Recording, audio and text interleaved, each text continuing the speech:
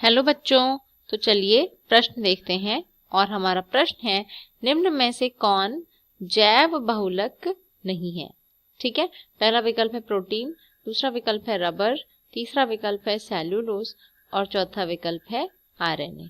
तो चलिए इस प्रश्न को हल करेंगे और सबसे पहले इसकी जो मुख्य अवधारणा है वो हम यहाँ पर नोट कर लेंगे।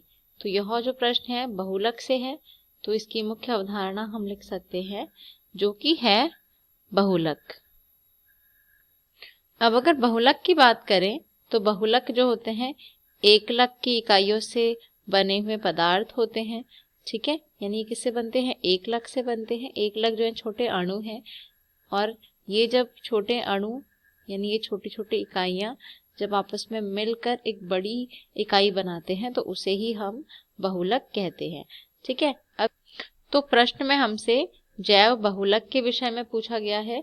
तो जो जैव बहुलक होते हैं ये ऐसे बहुलक होते हैं जो कि किसी भी प्रकार के जैविक स्रोत से बनाए गए हों या फिर जैविक स्रोत से हमें प्राप्त हुए हों। ठीक है, अब जैविक स्रोत जो है किसी भी प्रकार के पेड़ पौधे हो सकते हैं या कोई भी जीव जंतु हो सकते हैं, तो उनसे जो बहुलक हमें प्राप्त होंगे चाहे वो रासायनिक रूप से हो या फिर वो ऑटोमेटिकली यानी कि जैविक रूप से हो, तो उसे ही हम क्या कहते हैं, जैव बहुलक कहते हैं। तो हम यहाँ पर लिख सकते हैं जैविक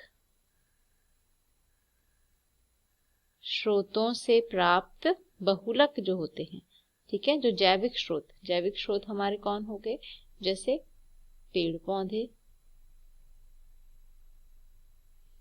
जैसे जीव जंतु।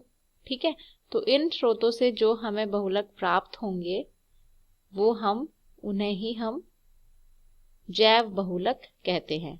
अब अगर हम जैव बहुलक के कुछ उदाहरण देखें तो इसके बहुत सारे उदाहरण हो सकते हैं, जिनमें से कुछ उदाहरण हैं जैसे प्रोटीन है।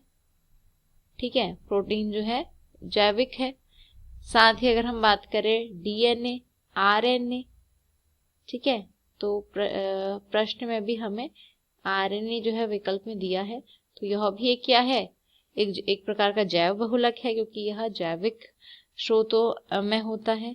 साथ ही अगर हम बात करें सेल्यूलोज, ठीक है, सेल्यूलोज जो है यह जो पेड़ पौधे हैं उनमें पाया जाता है।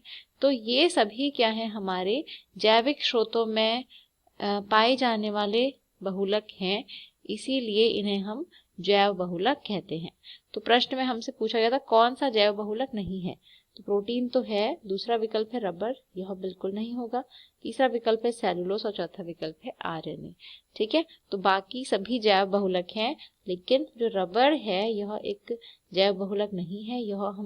इसे हम जैविक स्रोतों से प्राप्त नहीं कर सकते, अर्थात यह जैव बहुलक नहीं होगा। तो यह जो प्रश्न है इसका सही उत्तर हो जाएगा विकल्प बी यानी कि रबर। तो मैं आशा करती हूँ आपको उत्तर समझ में आया होगा। धन्यवाद।